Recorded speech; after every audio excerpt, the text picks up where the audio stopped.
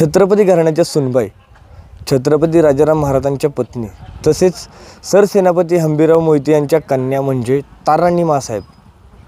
या ताराणी माँसाहेबांची समाधी आहे ती गेल्या 300 वर्षांपासून उपेक्षित आहे आपल्याला पाहायला मिळते. आपण सध्या आहोत सातारा जिल्ह्यातील संगम माहुली तीरावरती. या संगम माहुली तीरावरती आपण पाहू शकतो या ठिकाणी संपूर्ण वाळूचा ढिगार आहे तो आपल्याला पाहायला मिळते आणि त्याच्या शेजारी आपण पाहतोय की छत्रपती थोरले शाहू महाराज यांची समाधी. हे शाहू महाराज म्हणजे छत्रपती शिवाजी महाराजांचे नातू. तसेच यांच्या शेजारी असणारी जी ताराणी माँसाहेबांची जी समाधी आहे या ठिकाणी आपण पाहू शकतो या संपूर्ण वाळूच्या ढिगाऱ्याच्या खाली दफन झालेले आपल्याला पाहायला मिळते आहे. या ठिकाणी गेल्या 4 वर्षापूर्वी एका प्रतिष्ठानच्या माध्यमातून या ताराणी माँसाहेबांच्या समाधीचा जीर्णोद्धार करण्याचा प्रयत्न करण्यात आला. या ठिकाणी मोठ्या प्रमाणावरती उत्खनन करण्यात आलं, परंतु कोणत्याही प्रकारचं जे अवशेष आहेत ते पाहायला मिळाले. परंतु थोड्याच प्रमाणावरती हे अवशेष आहेत ते ग्रामस्थ आणि जे प्रतिष्ठान आहे त्यांच्या माध्यमातून आपल्याला या ठिकाणी उत्खननामध्ये पाहायला मिळाले. परंतु गेल्या 4 ते 5 वर्षापासून हे संपूर्ण उत्खननाचं काम आहे ते थांबण्यात आलं आहे आणि याच्या माध्यमातून संपूर्ण जी नाराजी आहे ती शिवप्रेमी असतील किंवा जे ग्रामस्थ असतील संगम माहुलीचे यांच्या माध्यमातून येत आहे. या ठिकाणी गेले 300 वर्षापासून ही समाधी आहे ती उपेक्षित आहे. या समाधीचा लवकरात लवकर जीर्णोद्धार करावा अशी जी प्रतिक्रिया आहे ती ग्रामस्थ असतील किंवा शिवप्रेमी असतील यांच्या माध्यमातून करण्यात येत आहे. कशा पद्धतीनं हे आत्तापर्यंत झालं आहे? उपेक्षित राहिली ह्याचा जीर्णोद्धारच्या नावाखाली आत्तापर्यंत गेले 5-6 वर्ष ही जीर्णोद्धार करण्यासाठी जे खोदकाम केलं त्या खोदकाम केल्यानंतर त्यांच्या समाधीची तयार केली व ही करून घेतलं आणि त्याच्यानंतर जे जीर्णोद्धारच्या नावाखाली 4 वर्ष तशीच पडून गेली आणि अशी हजारो लोक पर्यटन इथं दर्शनाला येत असतात, पण त्यांना महाराणी ताराबाईंची समाधीच सापडत नाही, दिसतच नाही इथं आता खोदकाम केल्यामुळं. तर लोकांचा भ्रमनिराश होतो, दर्शनाला येतात पुण्यतिथी ह्याच्या निमित्तानं.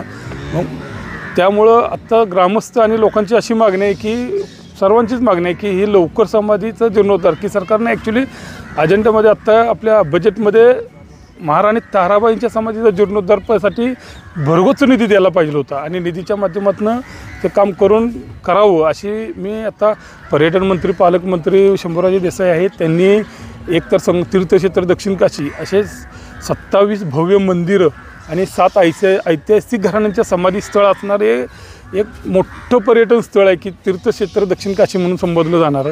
ह्याचा पर्यटन विकास आणि ऐतिहासिक समाधींचा जीर्णोद्धार हा विषय मार्गी लावावा आणि अशी मी ग्रामस्थांच्या वतीनं मागणी करतो. 300 वर्ष पूर्ण होत आहेत या समाधीला, परंतु अजून देखील 4 मंत्री असताना ही समाधी उपेक्षित राहते. आता 300 वर्ष पूर्ण होत असताना देखील इथं मंत्री असतील किंवा स्थानिक लोकप्रतिनिधी असतील त्यांची इथं पाहायला मिळत नाहीत कोणत्याही प्रकारचा पाठपुरवठा करताना. इशारा काय असणार आहे पुढे? आता आम्ही इशारा म्हणजे आम्ही मागणी केलेली आहे जीर्णोद्धाराच्या संदर्भात बऱ्याच ब वर्ग दर्जासाठी. आता एक तर सातारा जिल्ह्याचे पर्यटन मंत्री सातारचे आहेत, त्यांनी स्वतः लक्ष घालावं कारण त्यांना हा पूर्ण इतिहास माहीत आहे, ते इथे येऊन गेलेत बरेच वेळा. तरी आम्ही त्यांच्याकडे जास्तीत जास्त पाठपुरावा करू आणि त्यांना ही करायला मागणी करू. आता ते स्वतःच लक्ष घालून करतील अशा अपेक्षा ठेवावी. नमस्कार, मी प्रवीण कोळपे, संगम माहुली गावचा रहिवासी आहे. ऐतिहासिक वारसा असलेल्या संगम माहुली गावामध्ये असे भरगच्च आपल्याला इतिहास पाहायला मिळतो. त्यामध्ये अनेक मंदिर आहेत, अनेक समाधी आहेत. यामध्ये थोरले छत्रपती श्री शाहू महाराज, राणी महासाहेब आणि छत्रपती तारा राणी साहेब या सर्व गोष्टींचा आपण विचार केला तर तारा राणी महासाहेबांची जी समाधी आहे ती अजून देखील उपेक्षित आहे.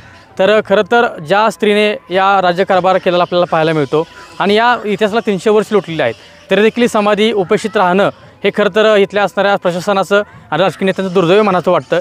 एक गावातील ग्रामस्थ म्हणून याचा आता कुठंतरी जीर्णोद्धार होण्याची वेळ आलेली आहे.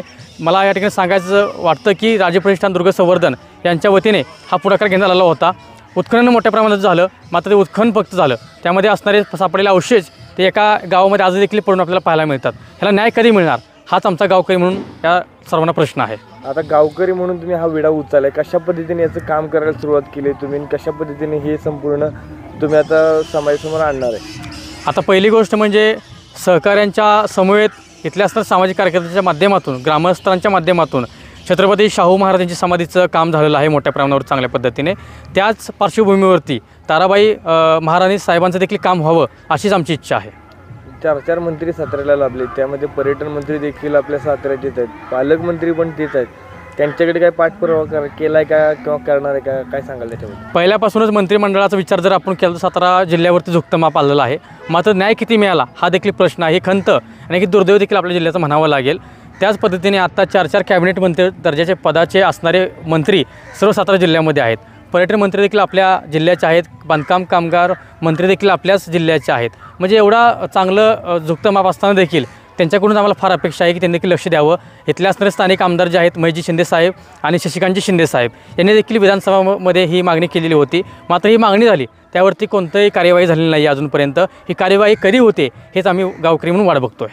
याच्याबद्दल परत एकदा कलेक्टरशी बोलून काही वेगळा निधी अजून उपलब्ध होतोय का, आणि संपूर्णच माहुलीचे जे दोन्ही घाट आहेत नुसतं एवढ्या पुरतं नाही. ताराराणींची समाधी तर एक आहे, पण घाटाची पण थोडी दुरुस्ती करून तो एखादा असा काय म्हणायचं टुरिझम स्पॉट करता येतोय का, हा सुद्धा थोडा प्रयत्न ऍक्च्युली कलेक्टर साहेबांशी थोडं माझं बोलणं झालंय. आता निधी डीपीडीसीतनं आणि इतर कुठल्या विभागातनं कसा उपलब्ध होतोय त्याचं थोडं आमचं नियोजन सुरू आहे, अजून ते झालेलं नाही. पण या सगळ्याच परिसराचं म्हणजे ताराराणींची समाधी असं आणि शाहू महाराजांची तिथं आहे आणि घाट आपले जे दोन्हीकडचे घाट जे आहेत ते दोन्हीकडचे घाट हे करतात. एकानी मला खरं म्हणजे एक सातारकरांनी ते फार चांगली आयडिया दिली की त्यांनी दिलं की मधनं जर एक म्हणजे चालत यायला जायला पूल केला म्हणजे एक आपलं टुरिस्ट म्हणून इकडून तिकडं जाता पण येईल, त्याला बाकी वाहतूक नाही ठेवायची. जसं ते म्हणले उत्तर प्रदेश वगैरे इकडं जसे देवस्थान तिथले जे आहेत त्यांना बऱ्यापैकी घाटांवर असे पूल बांधलेत. हे मला वाटतं ते मेटल जी वायर येतात त्याचे पूल बनवतात आणि बऱ्यापैकी स्ट्रॉंग असतात ते, आणि लोकांना फक्त जायला यायला हे असं एक हे करा अशी एक सूचना मला चांगली सूचना दिली. मग ते सुद्धा याच्यामध्ये अंतर्भूत करता येते का, म्हणजे मग इकडून माहुलीला जायचं म्हटलं म्हणजे संगम माहुलीवरनं क्षेत्र माहुलीला जायचं म्हटलं तर पुलानं जाऊन दोन्हीकडच्या घाटावर काय असेल जाऊन बसता येईल, दर्शन घेता येईल असं एक आहे. आणि त्याचबरोबर समाधी याच्यासाठी पण नक्की डीपीडीसी आणि इतर मार्गानं निधी उपलब्ध करण्याचा प्रयत्न करू. एक चांगल्या कोणतरी आर्किटेक्ट, आणि दुसरी गोष्ट काय की हे सगळं त्या फ्लड लाईन मध्ये येतं, त्यामुळे उद्या नदीला पाणी आल्यानंतर ह्या सगळं जे केलेलं काम आहे हे टिकलं पाहिजे.